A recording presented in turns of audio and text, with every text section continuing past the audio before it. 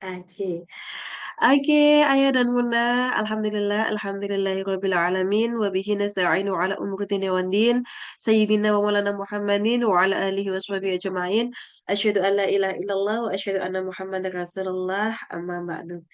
Alhamdulillahirabbil alamin. Pada kesempatan pagi hari ini kita bisa bersua bersama-sama, kita bisa belajar bersama, berdiskusi bersama terkait dengan tema bermain STEAM sembari mengenalkan nilai-nilai Asmaul Husna yang insya Allah akan saya sampaikan.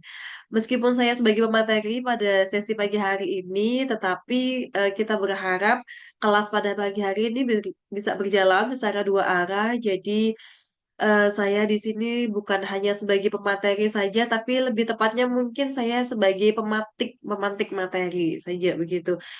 Maka kami berharap kelas ini nantinya akan berjalan dengan penuh interaktif, kita saling bertanya, kita saling berdiskusi bersama, karena belum tentu apa yang saya sampaikan ini sebagai salah satu sumber kebenarannya, mungkin saja ada beberapa salahnya atau kurang tepatnya. Nah, monggo nanti kita bisa berdiskusikan bersama-sama untuk kelas pada pagi hari ini, begitu. Untuk sharing screen-nya semoga sudah terlihat semuanya ya di tempatnya Bapak Ibu sekalian.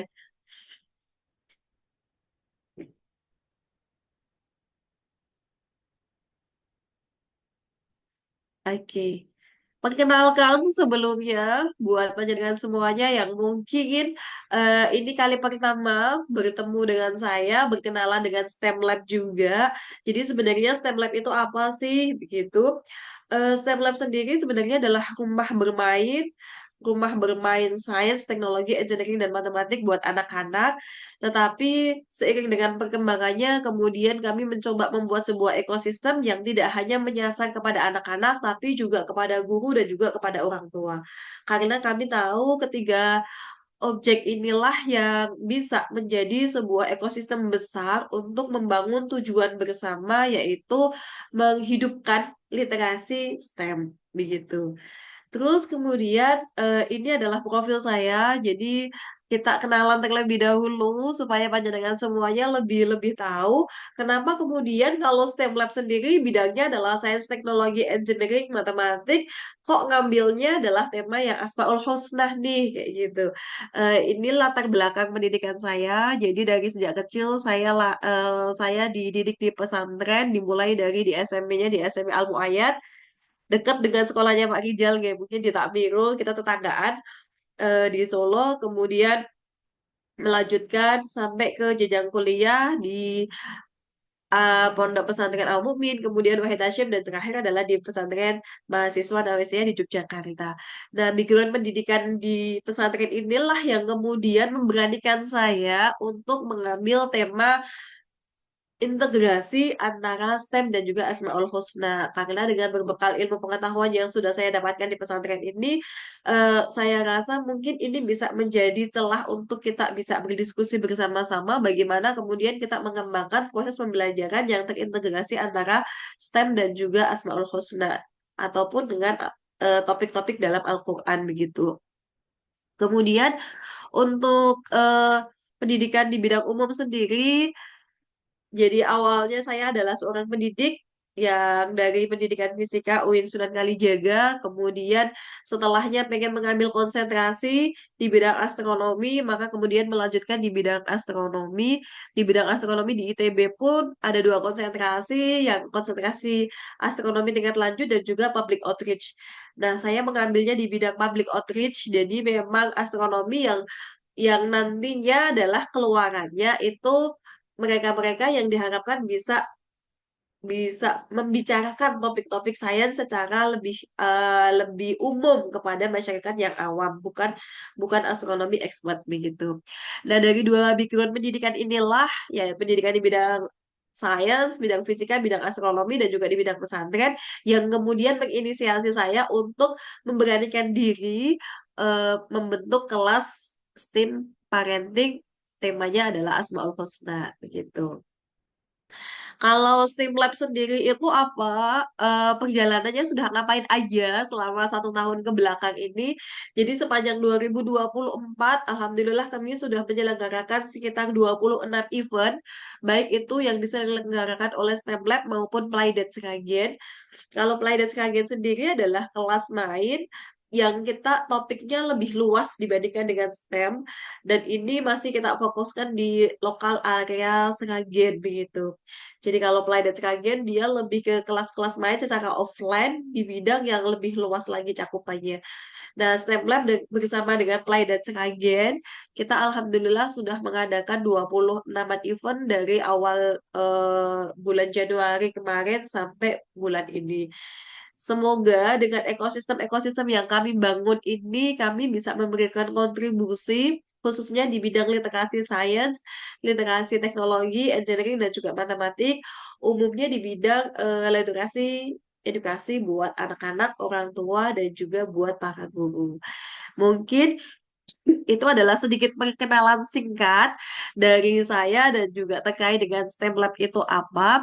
Untuk lebih detailnya lagi, kalau panjenengan semuanya tertarik untuk berkolaborasi dengan kami, insya Allah kami sangat terbuka untuk bisa berkolaborasi dengan siapa saja, dengan komunitas maupun dengan sekolah. Monggo nanti kita bisa berlanjut lewat Japri begitu. Nah, selanjutnya, ini adalah topik yang akan kita pelajari pada pagi hari ini, yang akan kita diskusikan bersama pada pagi hari ini. Di sini ada saya, terus kemudian nanti akan ada Fasil yang menemani, ada Kak Farida Sita, kemudian ada Kak Kanti, dan juga ada Kak Hana juga yang bakal menemani Bapak dan Ibu, Ayah dan Bunda semuanya untuk berdiskusi belajar bersama mulai dari hari ini sampai beberapa hari ke depan. Karena kita nanti sistemnya adalah hari ini kita diskusi bersama terlebih dahulu nih untuk berbicara terkait dengan topik STEM dan juga Asmaul Husna. Nantinya setelah ini kita akan praktek mengerjakan tema-tema STEM ini yang terintegrasi dengan Asmaul Husna di 2 mingguan ke depan begitu. Menggunakan modul yang sudah kami kirimkan ke email panjenengan semuanya ataupun yang secara offline membelikan modul cetaknya, insya Allah akan kami kirimkan juga secara offline-nya begitu. Oke. Karena kita mau berbicara mengenai STEM dan juga Asmaul Husna, maka term pertama yang akan kita pelajari adalah apa sih sebenarnya STEM itu, kemudian apa juga sih sebenarnya Asmaul Husna itu sendiri, baru kemudian nanti kita akan mencoba mengintegrasikan di antara keduanya. Kenapa kemudian kita menarik benang merah di antara STEM dan juga Asmaul Husna ini, gitu. Nah, pendidikan STEM sendiri merupakan pendidikan di mana sains, teknologi, engineering, dan juga matematika itu terintegrasi dalam sebuah proses pendidikan. Fokusnya dalam STEM itu adalah pemecahan masalah yang ada dalam kehidupan yang ada di sekitar kita kayak gitu. Pemecahan masalahnya diharapkan nantinya adalah bisa dihasilkan sebuah solusi dengan pendekatan-pendekatan ilmiah ataupun dengan step-stepnya engineering design proses. Nah, dengan proses pengintegrasian antara sains, teknologi, engineering, dan juga matematikanya ini nanti diharapkan para siswa ataupun anak-anak atau siapapun yang belajar menggunakan pendekatan STEM ini bisa menghasilkan sebuah solusi yang inovatif ataupun bisa mengembangkan sebuah produk, proses, dan juga sistem yang bermanfaat bagi kehidupan manusia. Jadi kita tidak hanya belajar teorinya saja, tapi kita juga belajar prakteknya. Prakteknya ini pun berupa praktek inovasi, proyek, bagaimana dari suatu masalah ini bisa dihasilkan sebuah solusi yang bermanfaat buat masyarakat, begitu. Nah, terus kalau begitu, apakah kemudian berarti dengan belajar STEM ini kita berharap anak-anak semuanya itu akan fokusnya adalah di bidang sains saja, atau teknologi saja, atau engineering saja, atau mungkin di bidang matematika saja begitu? Tentu tidak. Jadi ketika kita berbicara mengenai STEM, itu kalau kita memang sudah ingin menyiapkan anak-anak untuk berkarir di high levelnya di bidang STEM, misalnya kita pengen nih, oh anak-anak nantinya bekerjanya bisa di NASA atau bisa di SpaceX mungkin, atau kalau di Indonesia mungkin nantinya akan lari ke BRIN atau kemudian ke 8 begitu. Tentu buat anak-anak yang sudah kita persiapkan untuk masa depannya akan bekerja di bidang STEM, pendidikan dari sejak dininya sudah sangat kita arahkan untuk ke bidang STEM. Kita bisa mulai dengan mengajak anak-anak untuk belajar sains ataupun matematika secara lebih komprehensif, lebih mendalam dibandingkan dengan topik-topik yang lain. Namun, STEM itu tidak hanya loh, goal akhirnya itu untuk menjadikan anak-anak itu bekerja di bidang STEM buat anak-anak yang kemudian kok kayak ketika kita ngelihat, wah ini kayaknya passionnya nggak di STEM nih, kayak gitu. Atau anak saya misalnya, kok kayaknya lebih dominannya di bidang seni ya, atau di bidang hafalan Quran misalnya. Terus ngapain sih harus belajar STEM-nya begitu? Belajar STEM-nya ini bukan untuk kemudian menjadikan anak-anak itu expert di bidang STEM-nya, tapi yang kita ambil itu adalah kita mau ambil cara berpikir STEM-nya atau STEM mindset-nya begitu. Dengan STEM mindset yang kita bangun kepada anak-anak ini nantinya kita harapkan anak-anak itu juga bisa memiliki literasi yang baik. Nah, STEM mindset itu yang bagaimana? STEM mindset itu yang anak-anak terbiasa untuk menggunakan data dalam memecahkan masalah, anak-anak terbiasa untuk bertanya, kemudian anak-anak terbiasa untuk mencari tahu, anak-anak terbiasa untuk problem solving, dan lain sebagainya. Nah, STEM mindset inilah yang akan kita bangun untuk anak-anak yang notabene-nya mungkin menurut kita dia tidak sih di bidang STEM-nya begitu. Tapi STEM mindset-nya bisa kita bangun untuk membantu anak-anak berpikir dan mengolah cara berpikir. Sehingga tidak masalah kalau toh pada akhirnya di masa depan nantinya anak-anak tidak bekerja atau tidak passion di bidang STEM itu sendiri. Tapi STEM mindset-nya sudah terbentuk dari sejak kecilnya. Nah, STEM sendiri, sebagaimana kita ketahui tadi, dia merupakan gabungan antara sains, teknologi, engineering, dan juga matematik. Masing-masing itu apa sih? Begitu. Kalau sains sendiri merupakan kajian tentang fenomena alam yang melibatkan terkait dengan observasi dan pengukuran. Nanti untuk lebih lanjutnya mungkin saya akan bahas di penjelasan yang agak terakhir sembari kita mencoba untuk mengintegrasikan antara sains dan juga agama ini begitu. Kemudian untuk teknologi sendiri berupa inovasi-inovasi untuk memudahkan manusia dalam mengerjakan sesuatu. Jadi sebenarnya segala apapun yang itu difungsikan untuk memudahkan pekerjaan manusia dan memberikan kebermanfaatan kepada manusia itu sebenarnya adalah proses dari teknologi gitu. Misalnya sesimpel kalau kita punya sebuah botol, kemudian tutup botolnya ini kita bisa. Nah, tutup botol ini juga sebenarnya adalah hasil dari sebuah teknologi. Bagaimana kemudian bisa dihasilkan sebuah tutup botol yang bisa membuat cairan di dalamnya itu bisa menjadi kedap udara. Nah, itu juga bagian dari teknologi. Jadi nggak melulu teknologi itu berarti seputar high tech harus berteknologi tinggi begitu. Tidak. Ada grade-grade-nya juga gitu. Semua hal yang sesimpel membantu kita untuk bisa menyelesaikan masalah dengan lebih cepat dan lebih efisien. Kata kuncinya adalah sebenarnya di teknologi itu adalah efisiensi itu tadi. Segala sesuatu yang bisa mempercepat kita melakukan sesuatu, menyelesaikan masalah secara yang lebih efisien, maka dia bisa disebut sebagai teknologi.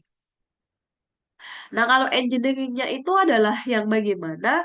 Engineering sendiri merupakan pengetahuan dan keterampilan untuk mendesain, mengkonstruksi sebuah mesin, peralatan, proses yang bisa bermanfaat bagi manusia. Kayak tadi misalnya, jadi nyambung nih antara teknologi dengan engineering-nya.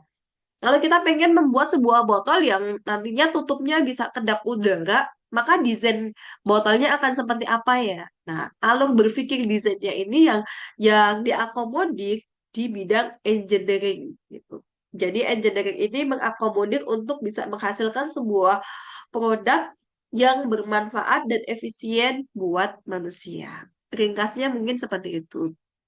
Nah, matematika itu mau berbicara mengenai apa? Kalau matematika itu mau berbicara mengenai model, pola-pola, hubungan antara apa? Antara bahasa universal.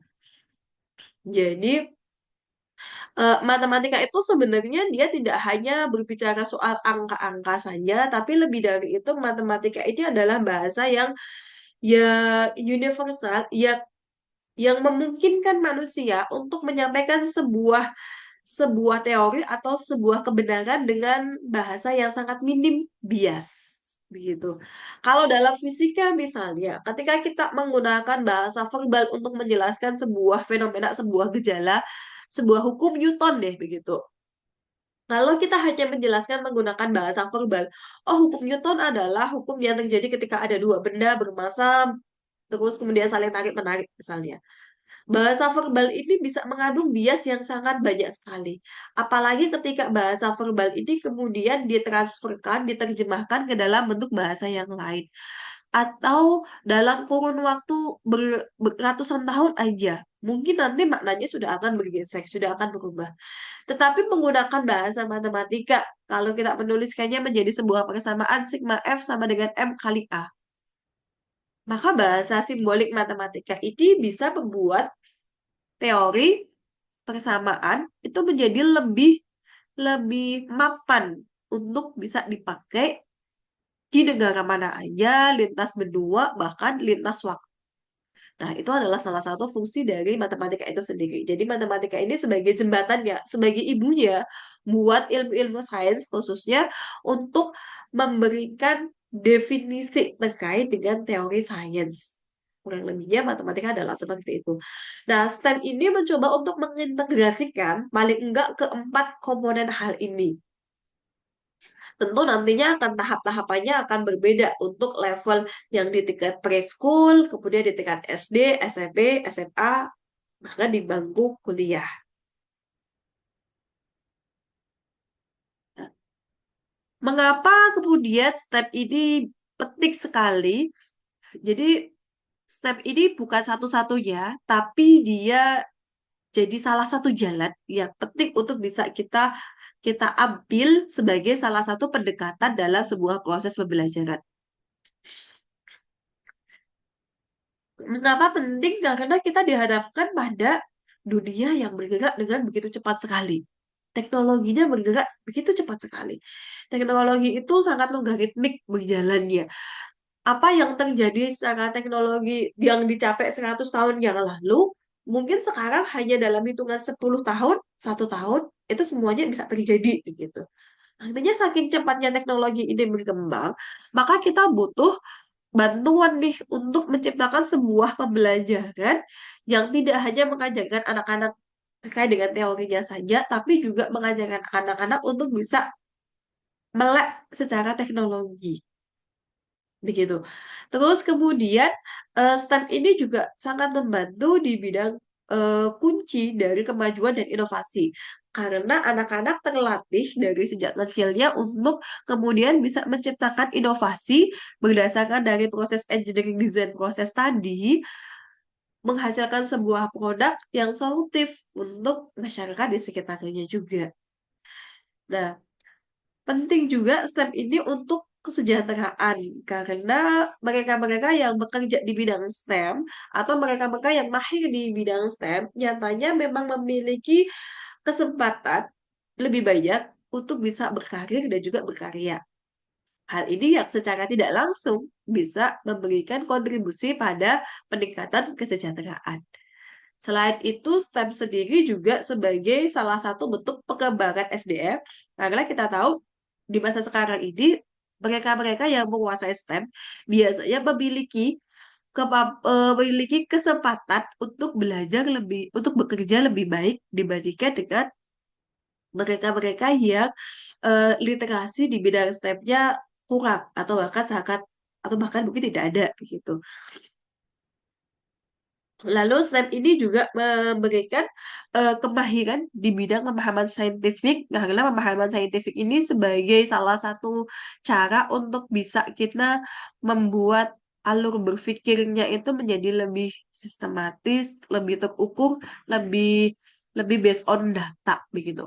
Ibarat katanya nggak asal waton untuk membuat kesimpulan, nggak asal waton melakukan segala sesuatu, tetapi memang apa yang dilakukannya itu adalah based on observasi, based on data, based on hasil penelitian, dan lain sebagainya.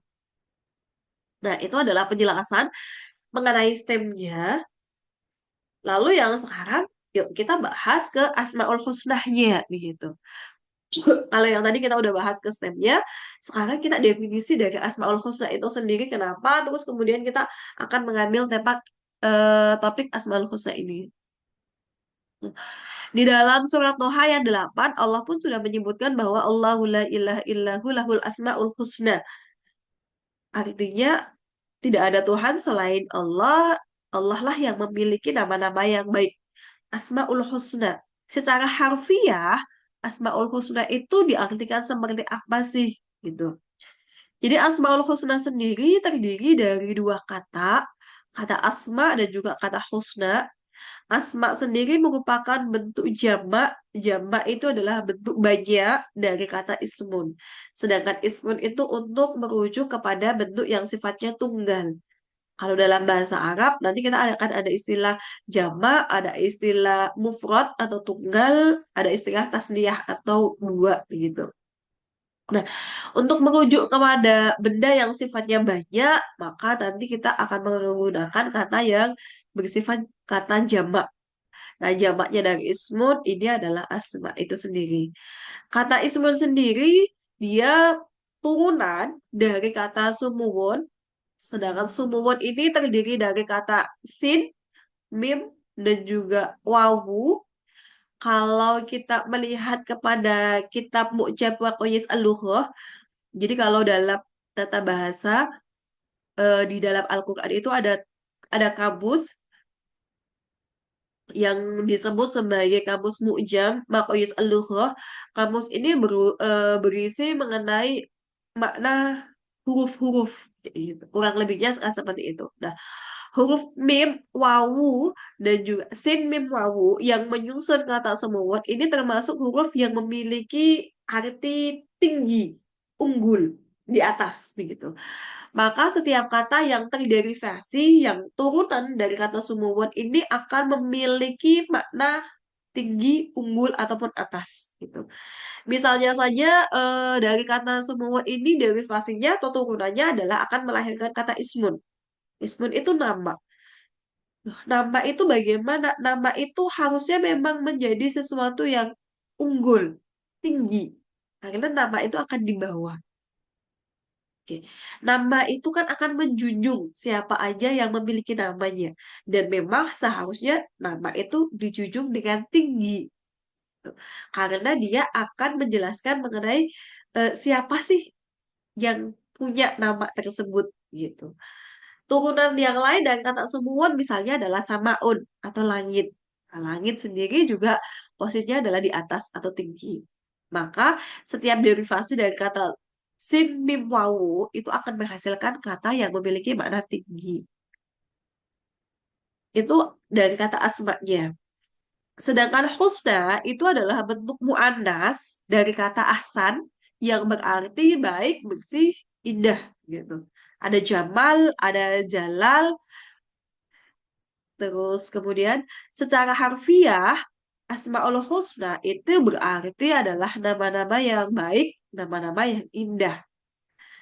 Nama sendiri akan mencerminkan sifat-sifat yang memiliki nama. Sedangkan sifatnya akan mencerminkan perbuatannya. Kurang lebihnya adalah seperti itu.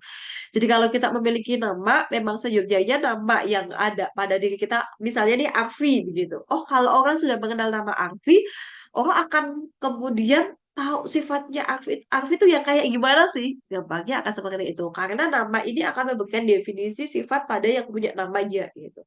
Atau kita kayak ketika kita mengingat teman kita saja gitu. Misalnya namanya adalah Kandi misal.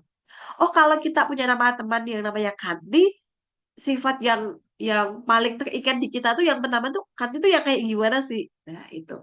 Berarti nama itu akan memberikan sifat pada yang punya nama. Sifat ini seyogyanya akan mencerminkan bagaimana perbuatan dari si yang punya nama begitu. Jadi ada asma, ada sifat, kemudian ada af'alnya. Ada nama, ada sifat, lalu ada perbuatannya. Sebagaimana yang sudah kita ketahui, yang paling umum kita ketahui, Asmaul Husna itu kan jumlahnya ada 99. Apakah kemudian Asmaul Husna ini jumlahnya memang hanya 99 atau mungkin lebih dari 99?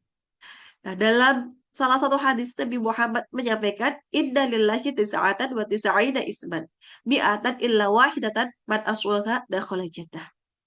Bahwa sesungguhnya Allah itu memiliki 99 nama. 100 kurang satu. Siapa saja yang menjaganya atau asoha ini juga bisa diartikan menghafalnya, maka dia akan masuk surga. Dan di dalam eh, hadis ini kan seolah-olah Nabi Muhammad itu menyampaikan Asmaul Husnanya berjumlah 99. Sedangkan kalau kita menelisik di dalam Al-Quran, ternyata Asma Allah itu ada kurang lebih 127 nama. Nah, terkait dengan hadis Nabi yang mengatakan mengenai bahwa Allah memiliki 99 nama, Imam An-Nawawi mengatakan bahwa ulama sepakat hadis tersebut tidak membatasi pada jumlahnya. Jadi meskipun Nabi Muhammad menyebutkan nama Allah adalah 99, tapi itu bukan berarti kemudian memberikan batasan jumlah nama Allah hanya 99. Gitu. Kayak kita gampangnya misalnya ketika kita memberikan anak kita bertanya misalnya, Ibu bawa uang nggak Bun? Kayak gitu. Oh bawa, Ibu bawa uang 10.000 rupiah. Nah, kalimat yang kita sampaikan 10.000 rupiah itu bukan kemudian berarti bahwa kita hanya memiliki uang 10.000. Kurang lebihnya adalah seperti itu. Jadi dalam hadis Nabi yang menjelaskan bahwa Allah memiliki 99 nama, tidak membatasi bahwa jumlah sifat Allah itu ada 99 saja. Karena dalam Al-Quran kita tahu ada nama Hadan, ada nama Mandan. Itu tidak termaktub ke dalam 99 asma Allah. Tapi itu juga asma-asma Allah gitu. Nah, kemudian eh, Al-Hafidh Abu Bakar bin Al-Arabi Al-Maliki bahkan juga mengatakan bahwa Allah itu memiliki lebih dari 1.000 nama. Ini diambil dari Imam An-Nawawi Syarah Muslim juz 5 halaman ke-17.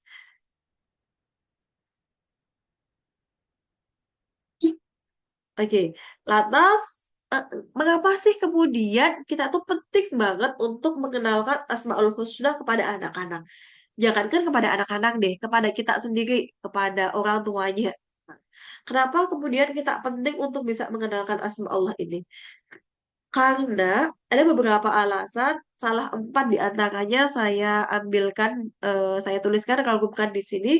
Yang pertama adalah kenapa kita perlu mengenalkan asma Allah? Karena segala hal yang tidak memiliki nama itu tidak bisa didefinisikan dan tidak bisa dikenali. Allah itu tidak terlihat buat manusia, bahkan Allah tidak terjangkau. Karena Allah tidak terjangkau, maka Allah memberikan nama-nama melalui Asmaul Husna ini agar bisa dikenali oleh hambanya. Agar kemudian manusia ini bisa tahu Allah itu siapa sih? Allah itu kayak gimana sih? Gitu. Karena kalau kita Allah saja begitu. Tuh, Allah itu yang seperti apa? Atau ibarat kata kayak panjenengan semuanya ketika pertama kali mendengar saya, Arfi begitu. Arfi itu siapa sih? Arfi itu seperti Arfi itu yang bagaimana? Dengan adanya nama, itu kemudian kita bisa memberikan definisi, bisa mengenali, lebih kenal lagi ya dari yang punya nama gitu. Oh, Allah itu Ar-Rahman, misalnya. Ar-Rahman itu apa sih? Ar-Rahman itu apakah sama dengan Ar-Rahim? Apakah Allah itu hanya bersifat Ar-Rahman dan Ar-Rahim? Allah itu sifatnya apa saja, Le? Nah, dengan sifat-sifat Allah ini tentunya akan memudahkan para manusia untuk mengenali Tuhan dia, untuk mengenali Allah itu bagaimana, Allah itu siapa, dan sifatnya Allah itu seperti apa.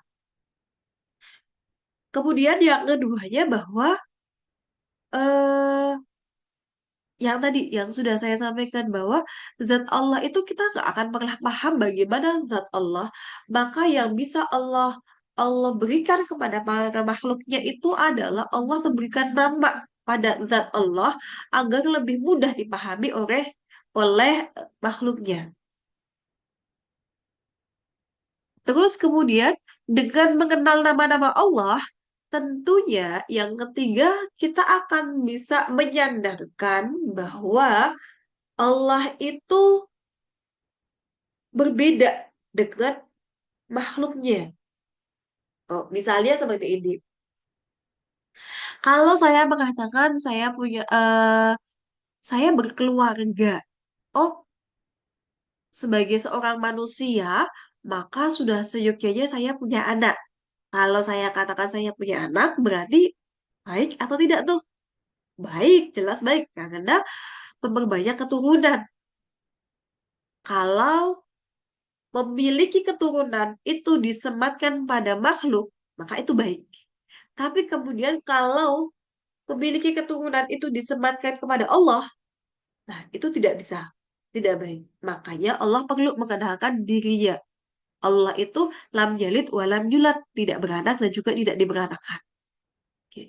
Kalau manusia itu kita sangat karena sebagai makhluk sosial, kita sangat butuh dengan makhluk yang lain. Maka kita menolong orang lain, kita berbuat baik kepada orang lain. Itu adalah sesuatu yang baik. Karena kita bergantung dengan orang lain. Karena kita makhluk sosial. Tetapi bergantung dengan makhluk, berhubungan dengan makhluk, memiliki ketergantungan pada makhluk, itu nggak baik kalau disematkan kepada Allah. Maka kemudian Allah memberikan sifat padanya. Allahus Samad. Misalnya. Allah itu satu-satunya tempat bergantung. Dan Allah tidak bergantung pada apapun, pada siapapun.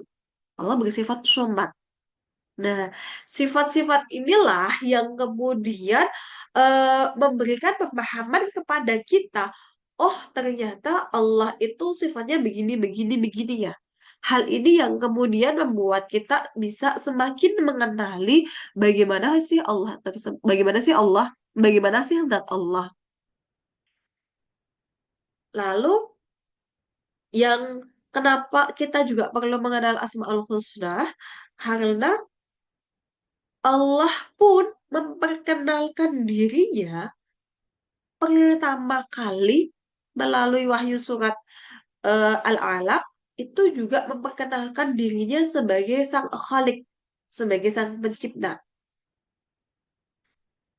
Iqra bismi rabbikal ladzi khalaq. Oh, Allah lah sang pencipta segalanya. Nah, dengan nama ini, dengan kita mengetahui nama ini, maka kemudian bisa menjadi jalan untuk kita mengenal siapa Tuhan kita. Gitu. Karena kalau kita mau berbicara mengenai zat Allah, kita memikirkan zat Allah, akal manusia itu sangat terbatas untuk ke sana. Dan kita tidak akan pernah mampu. Maka yang kita bisa mampu adalah kita mempelajari bagaimana sifat-sifatnya Allah. Agar kita bisa mengenal kepada Allah. Goal akhirnya adalah kemudian kita terkesan pada sifat-sifat Allah yang kemudian tumbuh kesadaran dalam diri untuk meneladani sifat-sifat Allah gitu.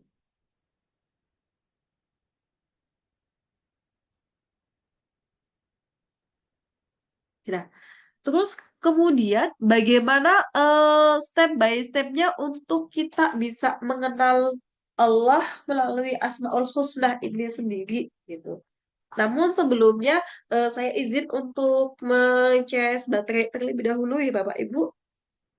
Karena tadi lupa, laptopnya belum tersambung.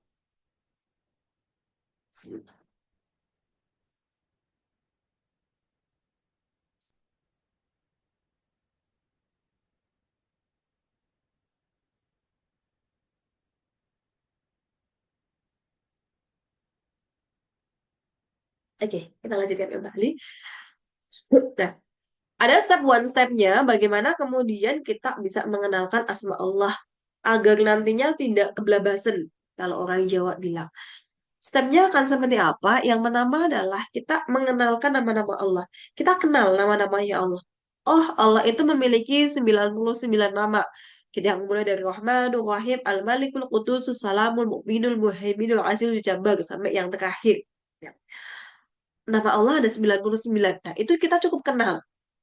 Tapi kalau kenal saja, kenal itu kan namanya kenal itu yang paling dasar tahapannya adalah mendengarkan. Kita paling nggak, oh pernah dengar nih sifat-sifatnya Allah. Namun Imam Ghazali itu pernah mengatakan bahwa kalau hanya sekedar mendengar, hewan saja juga bisa mendengar. Oke, berarti kalau selama ini kita misalnya mendengar Asmaul Husna melalui puja-pujian sebelum sholat di masjid ataupun di langgar, kita mendengar, oh masa iya sih kita akan sama seperti makhluk hewan begitu, hanya mendengar saja. Ya udah kita naikin step deh. Naikinnya apa? Paling enggak kita bisa mengucapkannya. Mengucapkannya berarti ada, oh ada Ar-Rahman, oke ada Ar-Rahman. Ada sifat apa lagi sih? Ada sifat Al-Malik. Oh, oke, ada sifat Al-Malik. Tapi kalau kita sekedar mengucapkan saja, ternyata hewan pun masih memiliki kemampuan yang sama. Seperti burung beo misalnya. Kalau dilatih lama-kelamaan dia juga bisa mengucapkan. Ah, iya sih. Berarti terus kemudian naik lagi di stepnya. Kalau kita baru mendengar, mengucapkan, lalu kita bisa stepnya adalah kita hafal nama-nama Allah. Oke, hafal ada 99. Al-Malikul Qudusus Salamul Mu'minul Muhaiminul Azizul Jabbar Al-Mutakabirul Khaliqul Bari'ul Musawwirul Ghafarul sampai selesai misalnya. Ah, kita udah hafal nih. Ya lah, kalau sudah hafal, ini udah next level. Karena kemampuan menghafal itu tidak dimiliki oleh kemampuan hewan, kemampuan selain manusia misalnya, dalam jumlah yang lumayan banyak.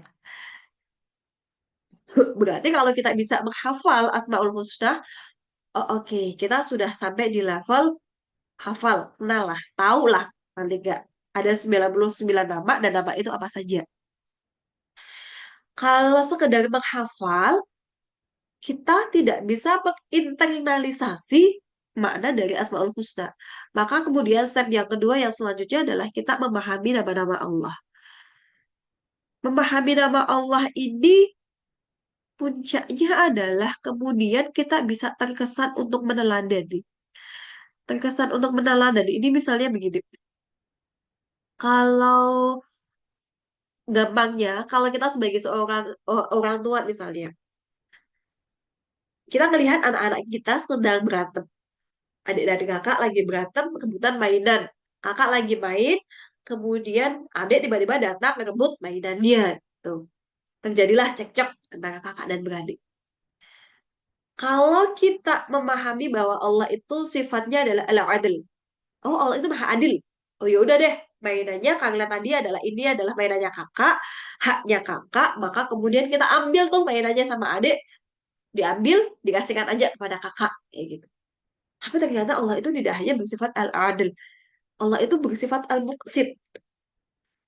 Al-muqsid itu bagaimana? Al-muqsid itu adil, tetapi yang tidak mengecewakan di antara dua belah pihak yang sedang diadili.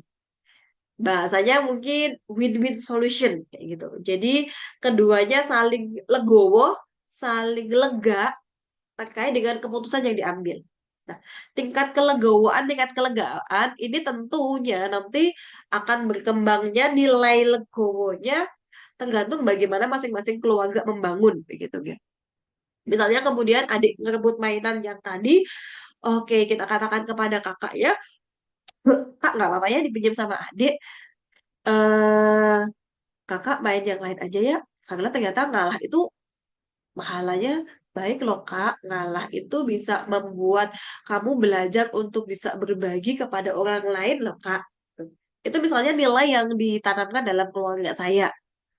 Tentunya nilai ini akan sangat berbeda di antara masing-masing keluarga karena tingkat legowo yang ditanamkan pada nilai yang kita tanamkan itu sedikit banyak antar keluarga akan berbeda-beda.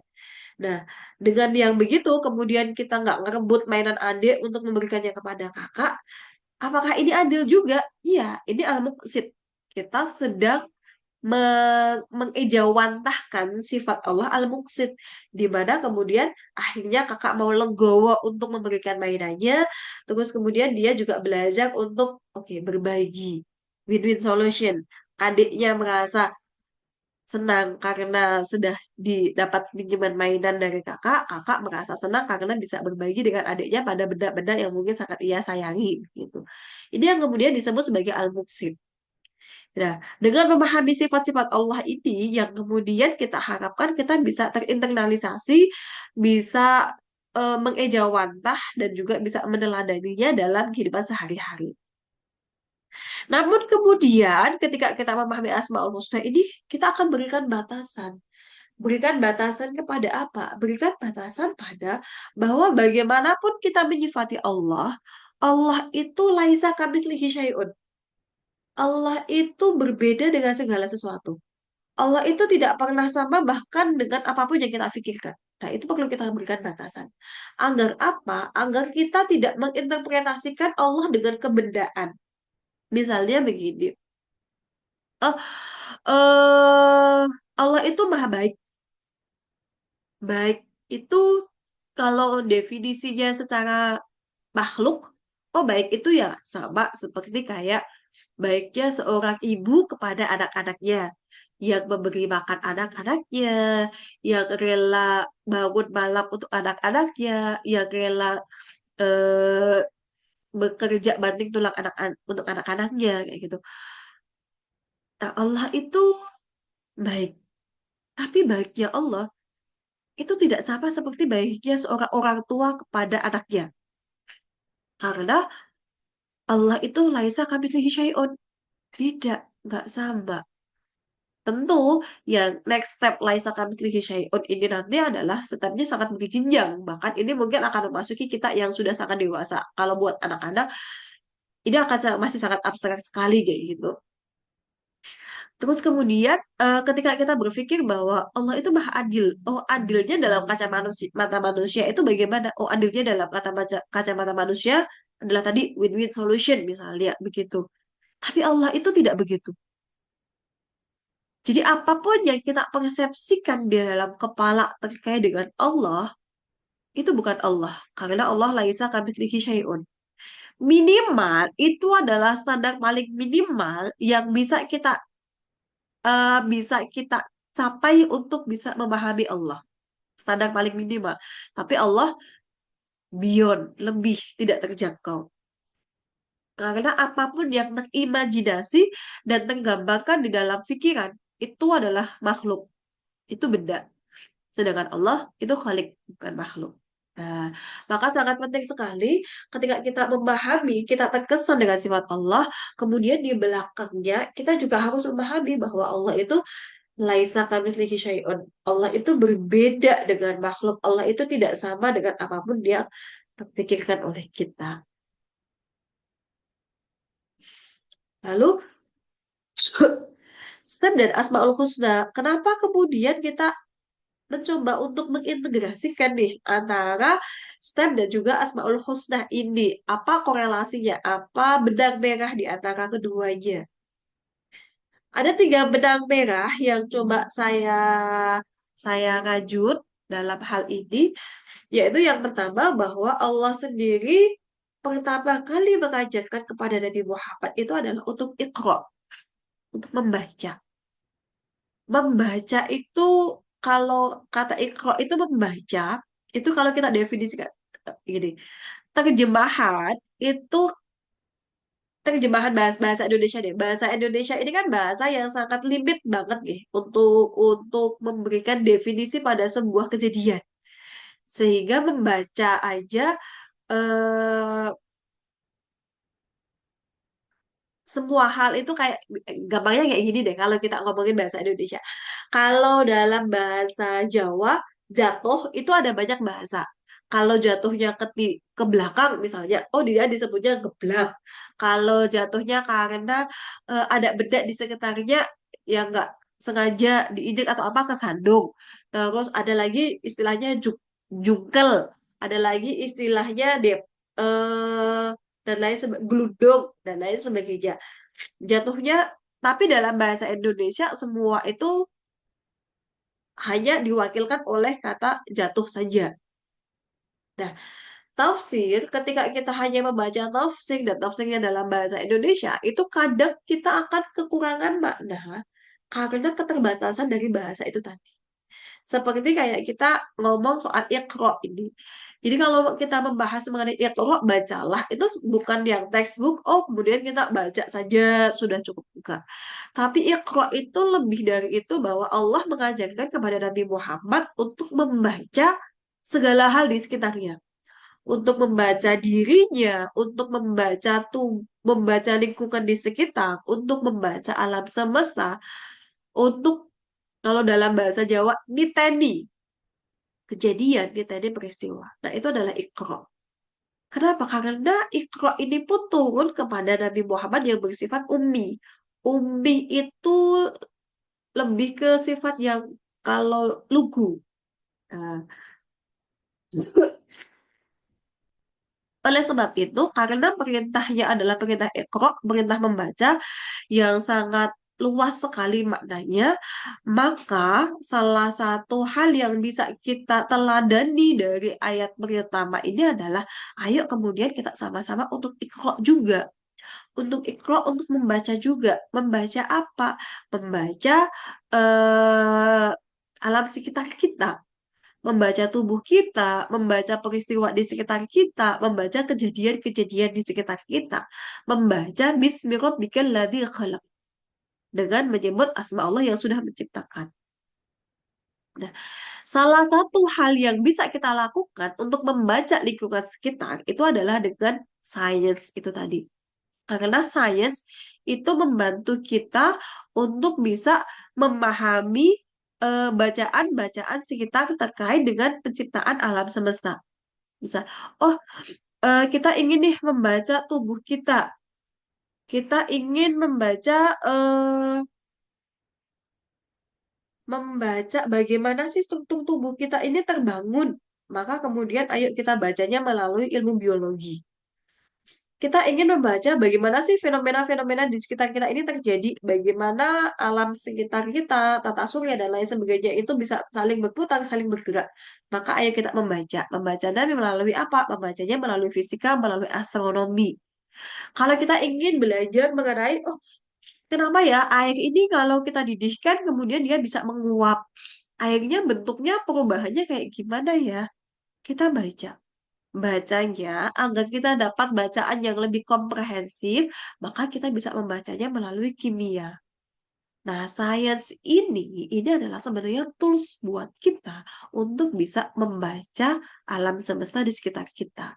Sehingga dengan belajar sains, itu sebenarnya kita juga sedang belajar memahami ayat-ayat kauniyah Allah gitu.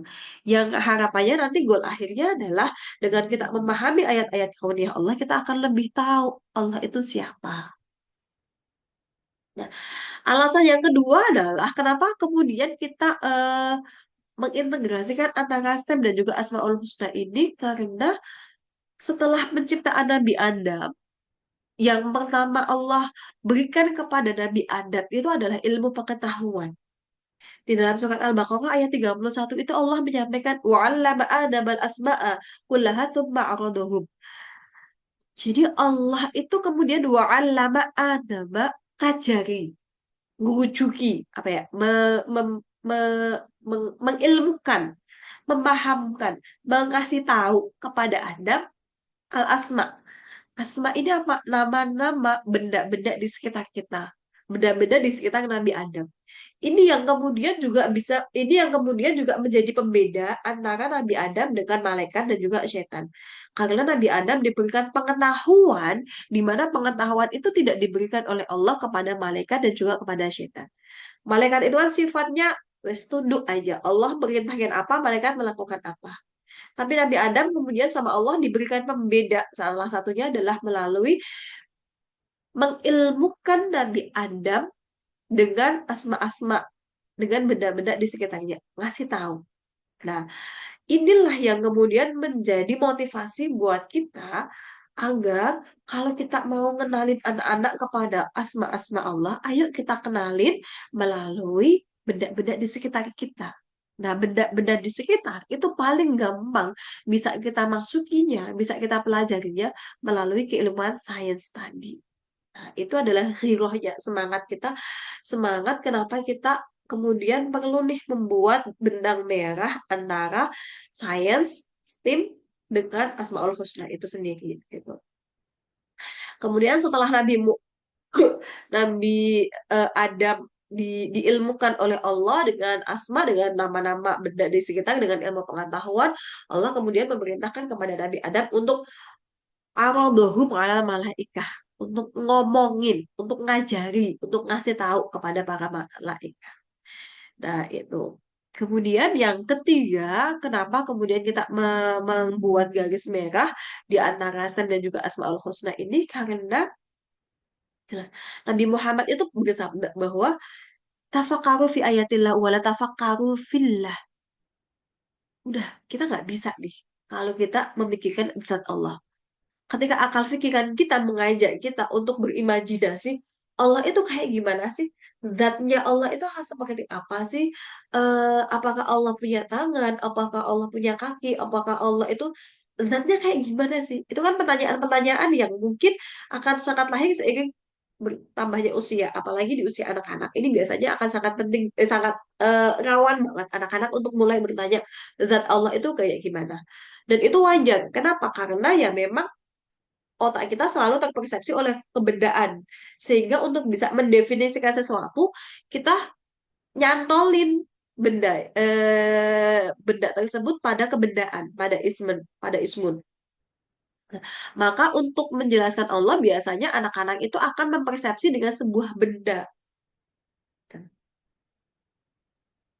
Ketika akal kita dipersepsi tentang wujud Allah sebuah kebendaan, maka kemudian Nabi Muhammad udah kasih warning terlebih dahulu.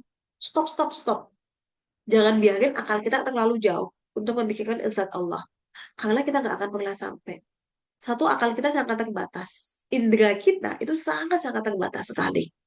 Maka kita nggak akan pernah sampai pada pemahaman akan zat Allah. Yang bisa kita lakukan itu adalah tafakkaru fi ayatillah. Kita memikirkan tanda-tanda kekuasaannya Allah. Tanda-tanda kekuasaan Allah itu melalui apa? Ya melalui kebendaan yang ada di sekitar kita. Makanya, nah ini salah satunya itu adalah terfasilitasi melalui keilmuan sains. Oleh sebab itu kita yang belajar sains itu sebenarnya kita sedang mengajarkan kepada anak-anak untuk jendela, memberikan jendela pintu masuk mengenal sifat-sifat Allah. Fa'innakum lam nuqaddiruhu haqqa qadrihi. Karena sesungguhnya kita nggak akan pernah mampu untuk sampai kepada pemahaman akan zat Allah. Yang bisa kita lakukan adalah kita memikirkan ayat-ayat Allah. Nah, 3 poin inilah yang kemudian mendasari STEM Lab untuk ayo ngajak orang tua, ngajak para guru, ngajak anak-anak untuk ayo yuk yuk kita bangun yuk. Kita belajar sains bareng-bareng.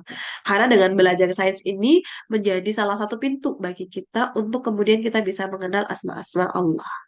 Itu benang merah yang ingin kita rajut. Gitu. Nah, nanti belajar sainsnya akan seperti apa? Nanti akan kita praktekkan di 2 minggu ke depan dari modul yang sudah kita kita kembangkan.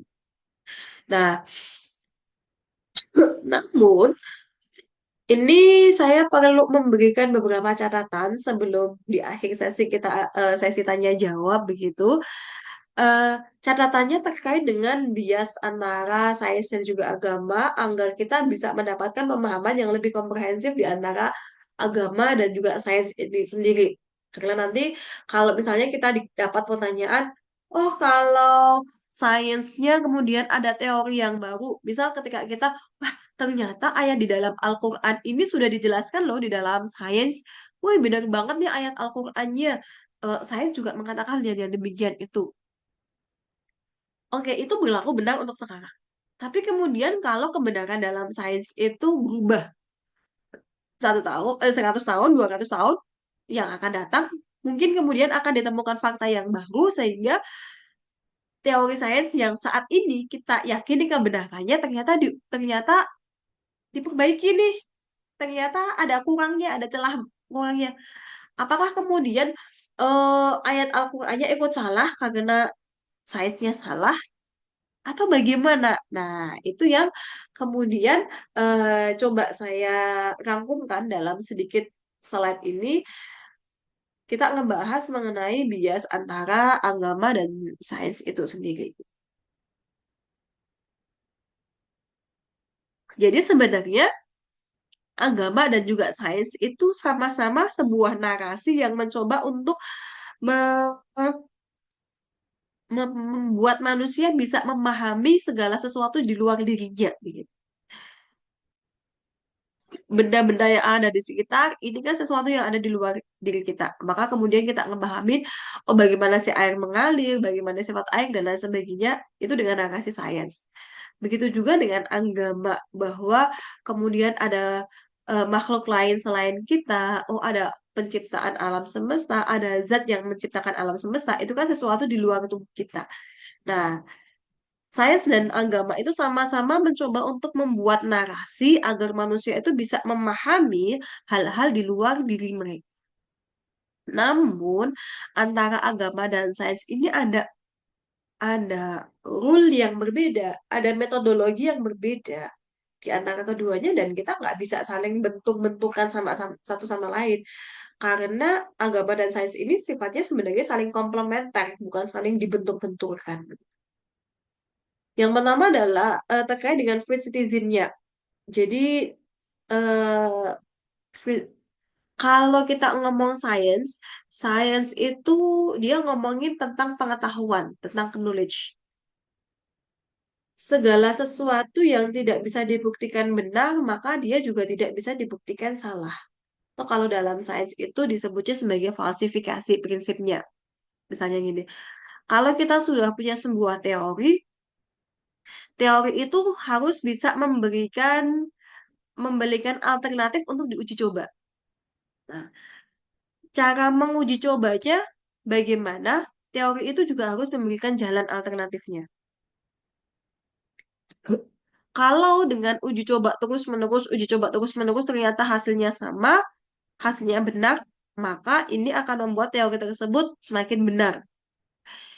Tapi kemudian kalau di uji coba ada salahnya, misalnya ada kurangnya, maka ada sesuatu nih yang perlu diperbaiki dari sebuah teori tersebut gitu.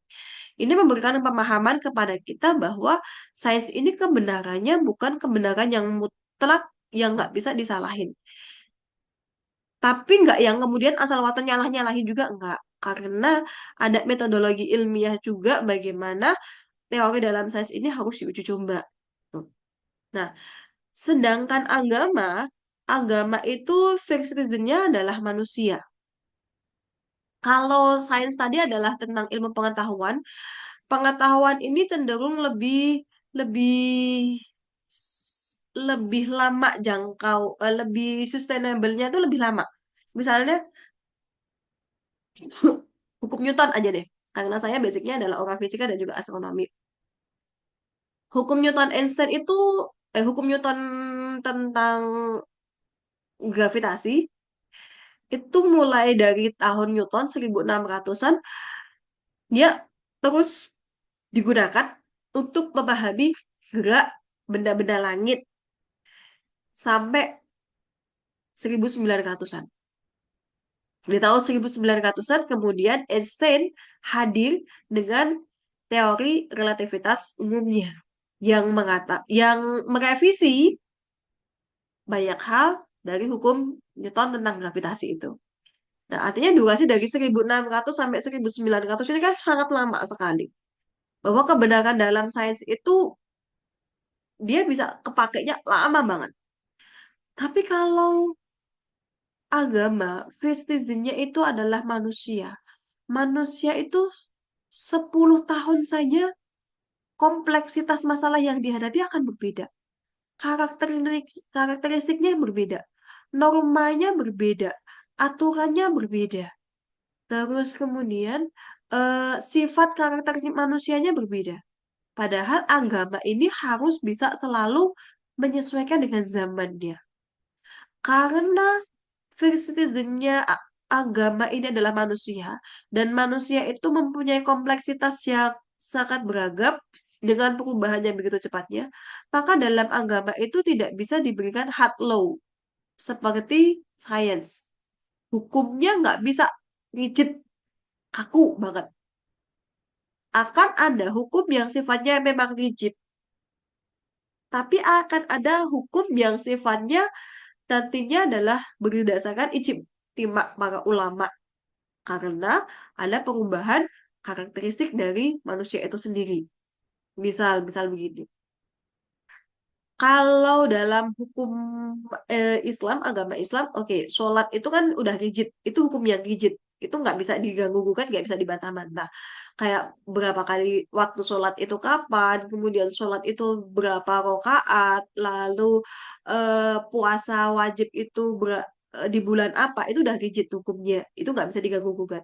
Yang sedang kita omongin adalah hukum yang berhubungan dengan manusianya, misalnya adalah terkait dengan makan gitu. Kalau di tempat kita, babi itu haram. Karena kita masih sangat mungkin untuk bisa mendapatkan makanan yang halal. Tapi kalau kita melihat misalnya, Nyun sewu, oh jangan babi deh, bangkai aja deh. Bangkai, bangkai hewan gitu. Bangkai ayam atau bangkai sapi atau bangkai kambing misalnya. Di tempat kita, kalau bangkai itu nggak bisa dimakan. Di Indonesia nggak boleh banget. Karena kita masih sangat mungkin untuk bisa mendapatkan barang-barang yang halal. Tapi untuk konflik yang terjadi di Palestina misalnya sekarang, kita tahu bahwa konfliknya begitu berkepanjangan. Kita nggak bisa mengimajinasikan bagaimana perasaan teman-teman, saudara-saudara yang ada di sana. Apakah kemudian mereka diperbolehkan untuk makan bangkai? Mereka diperbolehkan untuk mengkonsumsi bangkai. Kenapa? Karena begitu sulitnya mereka untuk bisa mendapatkan makanan yang halal. Sudah sulit, langka, mahal lagi. Maka seandainya makanan yang bisa diupayakan untuk mempertahankan tubuh ini tetap hidup diperbolehkan. Nah, itu artinya ada hukum-hukum yang akan bersifat cair mengikuti bagaimana karakteristik dari makhluk dari eh, dari human-nya, dari manusianya. Tapi kalau sains tidak berlaku demikian. Sains itu kalau di sini berlaku hukum Kepler itu begini, maka di negara manapun dia akan berlaku hukum yang sama juga. Terus kemudian selain itu agama itu salah satu fungsinya adalah untuk oke. Nah, kalau kebenaran sekarang kalau kita ngomongin soal kebenarannya kayak tadi kalau sainsnya berubah, apakah kemudian kebenarannya juga akan ikut berubah begitu? Kalau dalam sains kebenaran itu akan mengikuti aksioma sebelumnya. Jadi dia akan terus diuji berdasarkan dari hipotesis-hipotesis yang akan dibangun gitu. Kebenaran itu akan bersifat benar kalau dia bisa menjawab kalau hipotesisnya benar dan dia udah teruji secara ilmiah benar. Kalau dalam sains begitu. Jadi aja ada proses verifikasi data. Tapi kalau agama, kebenaran dalam agama itu sifatnya tidak demikian. Kebenaran dalam agama itu kalau kita boleh kalau saya mungkin gampangnya untuk mengambil kiasan, Buat kita yang tidak mempunyai akses keilmuan untuk pada sanad kenabian yang benar-benar murni, misalnya kalau saya nggak punya cukup ilmu hadis, saya nggak punya hafalan hadis saya sangat kurang, misalnya, terus tafsir saya sangat kurang, berarti saya nggak punya kemampuan untuk menjadi sumber kebenaran karena kebenaran saya sangat terbatas gitu. Lantas untuk bisa saya memahami kebenaran di dalam agama itu yang bisa saya lakukan bagaimana? Saya harus mencari sumber kebenaran yang lain, yang lebih lebih apa ya? Lebih lebih kuat. Misalnya kemudian saya mengumpulkan dari beberapa tafsir para ulama, para kiai gitu. Sehingga kemudian saya bisa membentuk sebuah sebuah kebenaran untuk diri saya gitu. Karena saya nggak punya kemampuan untuk akses informasi hadis secara langsung dalam jumlah yang banyak dan benar-benar mutin hafalnya benar-benar eh, seperti Imam Bukhari misalnya atau seperti Imam Ghazali misalnya. Saya nggak punya kemampuan untuk di sana. Maka cara saya untuk bisa mendapatkan kebenaran adalah mengumpulkan dari berbagai ragam sumber kebenaran yang menurut kita sudah sangat terverifikasi beliau-beliaunya. Nah, itu adalah kebenaran dalam agama. Dan mungkin karena begitu, tafsir akan kebenaran itu menjadi sangat beragam antara satu person dengan person yang lain. Karena kumpulan informasi yang kita dapatkan terkait dengan sumber kebenaran itu dari satu orang dengan orang lain juga akan berbeda. Sehingga arti kebenaran menurut saya dan juga menurut orang lain bisa jadi akan berbeda. Nah, ini adalah beberapa bias antara agama dan juga sains. Nah, bias-bias ini karena memang sains dan juga agama ini domainnya itu berbeda, maka kita nggak bisa saling membenturkan keduanya karena keduanya berada dalam metodologi yang berbeda. Yang bisa kita lakukan adalah kita melakukan saling melengkapi. Termasuk dalam ketika kita belajar STEM dan juga Asmaul Husna ini. Kita nggak dalam rangka untuk membenturkan keduanya, tapi kita saling melengkapi. Kita eh, saling mengisi. Begitu. Nah, ini mungkin Pak sedikit pemantik materi yang saya sampaikan terkait dengan topik pagi hari ini.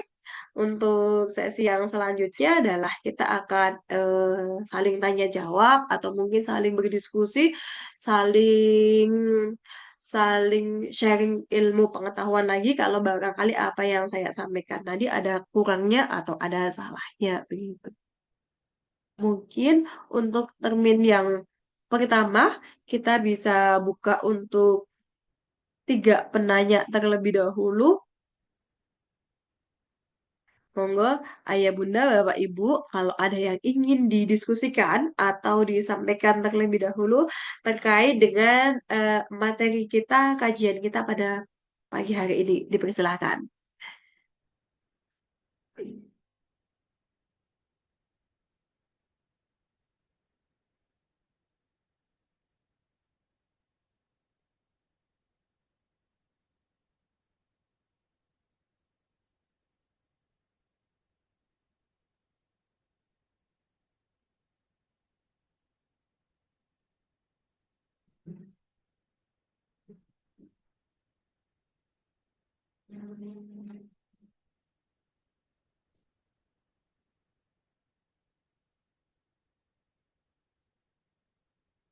Untuk modul, untuk yang mungkin sudah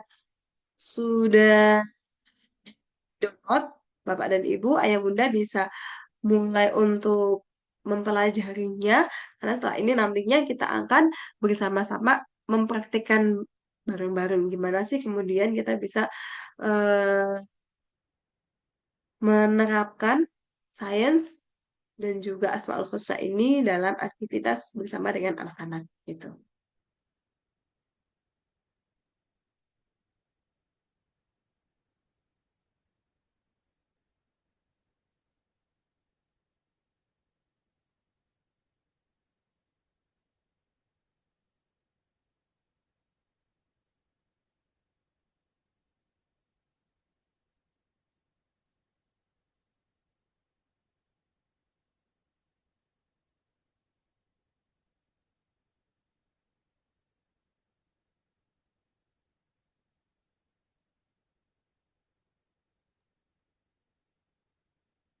Assalamualaikum Bu Arfi.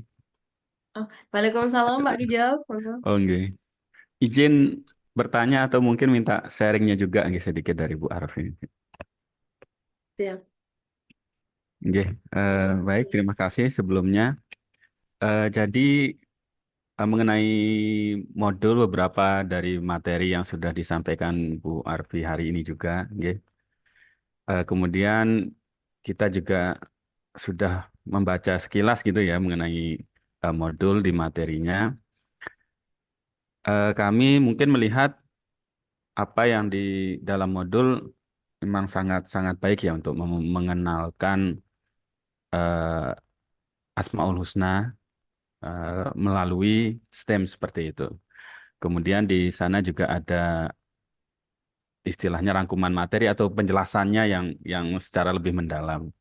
Nah, tapi mungkin yang eh, saya sendiri mungkin agak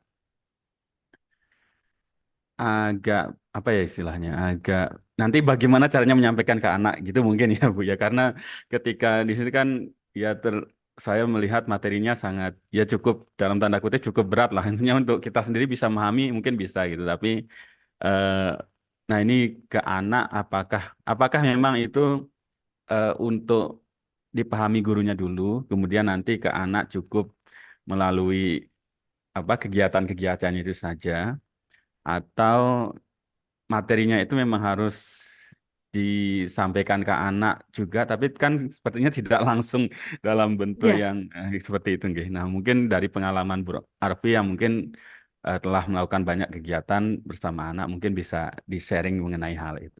Nggih, terima kasih Bu Arfi. iya. Iya, terima kasih juga Pak Rijal. Iya, memang untuk materi pada sesi ini kita fokuskan buat orang tua dan agak berat juga menurut saya pribadi juga. Karena ini sebagai basic dasarnya terlebih dahulu kita sebagai orang tua yang akan membersamai anak-anak. Tentunya untuk anak-anak nantinya kita tidak akan menyampaikan segala hal yang saya sampaikan bagusan tadi begitu, termasuk sampai kepada pemahaman oh anak-anak ini kemudian bisa memahami laisa kamitslihi syai'un bahwa Allah itu berbeda dengan makhluk. Ini sesuatu yang sangat susah sekali untuk bisa sampai ke levelnya anak-anak. Oleh sebab itu, untuk anak-anak nanti levelnya setelah kita para orang tua kita mendapatkan cukup pemahaman terkait dengan oh ternyata Asmaul Husna ini begini, kemudian STEM ini begini, maka kemudian eksekusinya adalah kita mencoba memberikan kepada anak-anak dengan bahasa yang kita saring lagi, bahasa yang sangat mudah dipahami buat anak-anak. Misalnya di modul yang pertama kita belajar mengenai sifat Ar-Rahman kepada anak-anak begitu.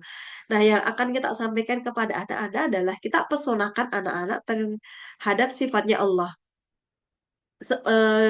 Kenapa sih Allah itu harus bersifat Rahman dan juga harus bersifat Rahim gitu. Kalau sifat Ar-Rahman sama Ar-Rahim apa sih bedanya begitu. Nah, itu yang kemudian kita coba angkat untuk anak-anak. Goalnya buat anak-anak ini adalah anak-anak ini nanti akan tahu, kemudian anak-anak akan bisa terpesona. Nah, goalnya adalah kita hanya di level mempesonakan anak-anak. Nah, science project yang kita berikan kepada anak-anak ini salah satu fungsinya adalah untuk membuat anak terpesona pada sifat-sifatnya Allah. Nggak, walaupun sebenarnya kemudian nanti di belakangnya kan kita harus ada PR lagi agar anak-anak nggak sampai memikirkan zat Allah. Kemudian kita kasih batasan laisa kamitslihi syai'un misalnya. Tapi itu next step.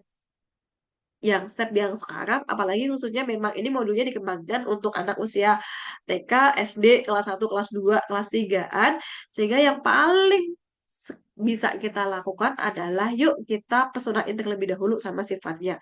eh ini akan terlihat begitu dangkal sekali buat kita, begitu cetek bisa dangkal dalam artian, oh ya, wes meng cuman sifat Ar-Rahman we maha pengasih aja kayak gitu.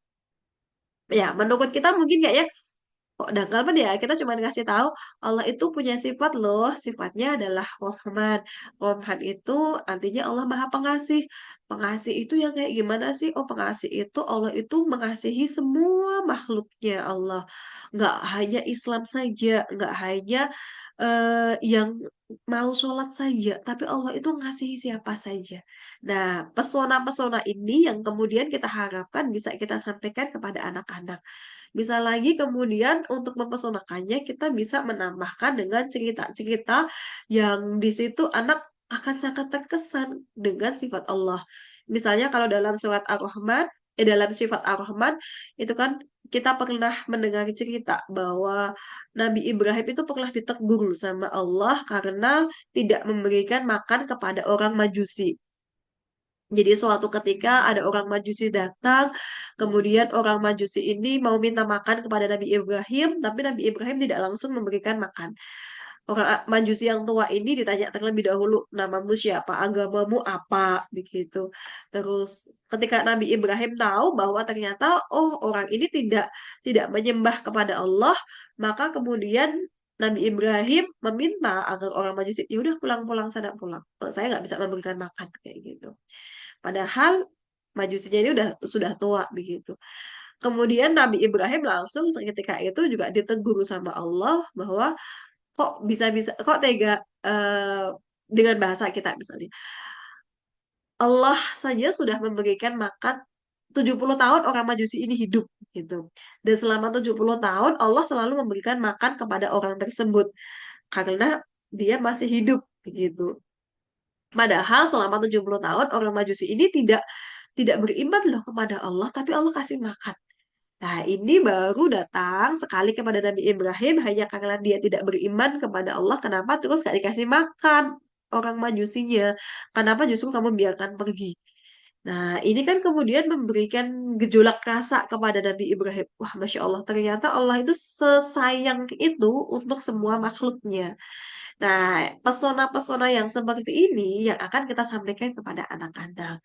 Oh iya, sehingga anak-anak kemudian akan lahir sifat kasih sayang kepada sesamanya, bahkan walaupun teman-temannya tidak beragama Islam, dari non-Islam dan lain sebagainya. Nah, pesona-pesona ini yang kemudian kita harapkan bisa kita tularkan kepada anak-anak.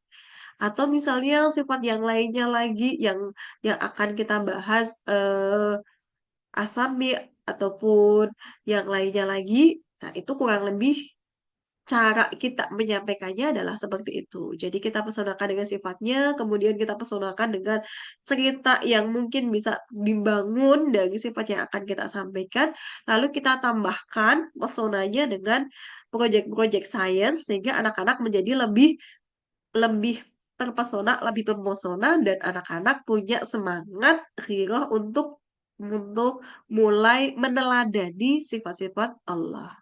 Goalnya kurang lebih seperti itu. Insya Allah seperti itu Pak Rijal. Nanti akan ada 10 proyek dari Asmaul Husna ini sendiri.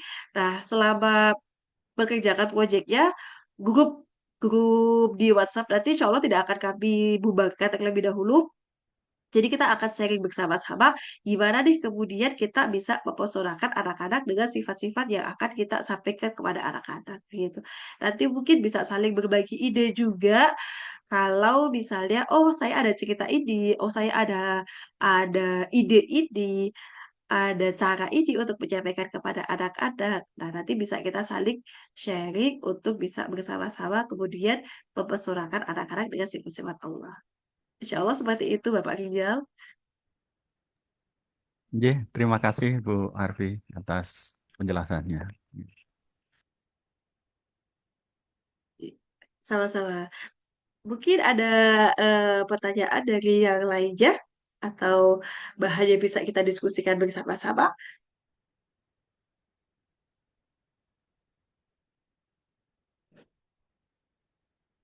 Kalau belum ada yang kita diskusikan, mungkin nanti kita bisa berlanjut diskusinya melalui WhatsApp group. Jadi barangkali nanti selama proses berjalannya di tengah jalan ada hal-hal yang ingin kita diskusikan bersama-sama. Pokoknya nanti kita bisa diskusikan bersama-sama. Terima kasih Bapak Ibu, Ayah dan Bunda untuk sesi kelas kita pada pagi hari ini. Eh, untuk sesi kita ngobrol bersama, berdiskusi bersama terkait dengan topik kita pada pagi hari ini. Semoga kita semuanya diberikan kesehatan, kemampuan untuk bisa membersamai anak-anak, mempersembahkan anak-anak dengan sifat-sifat Allah, sehingga tidak hanya anak-anak, tapi juga kita sendiri pun juga termotivasi untuk bisa meneladani sifat-sifat Allah dan berinternalisasi dalam kehidupan sehari-hari kita. Amin. Mungkin sebelum sesi ini kita berakhir, apakah kita bisa melakukan foto bersama terlebih dahulu? Mungkin apakah memungkinkan untuk bisa open kamera, kemudian kita bisa foto bersama-sama begitu? Ngapunten Bu, untuk saya ini ada kendala teknis kameranya sedang gangguan sepertinya ini. Siap-siap, Bapak. Ngapunten. Kalau untuk teman-teman yang lain bagaimana? Apakah mungkin kita bisa memungkinkan untuk ambil kita foto bersama sebelum nanti kita tutup kelasnya begitu ya? Oke,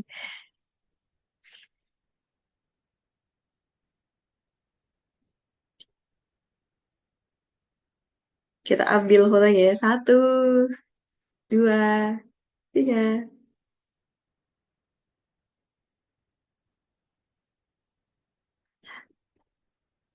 Sudah. Oke, terima kasih Ayah Bunda, Bapak dan Ibu atas kehadirannya pada pagi hari ini. Senang sekali rasanya kami bisa bersamai dengan semuanya di kelas tema parenting Islam ini. Insya Allah setelah ini nanti kita akan ada sesi lanjutan untuk kita bisa bersama-sama menerapkan apa yang ada di dalam modul STEM ini. Akhir kata, demikian yang dapat saya sampaikan. Kurang lebihnya mohon maaf. Marilah kita tutup dengan kifaratul majelis bersama-sama. Subhanallahumma wa bihamdihi asyhadu an la ilaha illa anta astaghfiruka wa atubu ilaik. Kelas pada pagi hari ini saya cukupkan sampai di sini. Wassalamualaikum warahmatullahi wabarakatuh. Terima kasih. Sampai jumpa.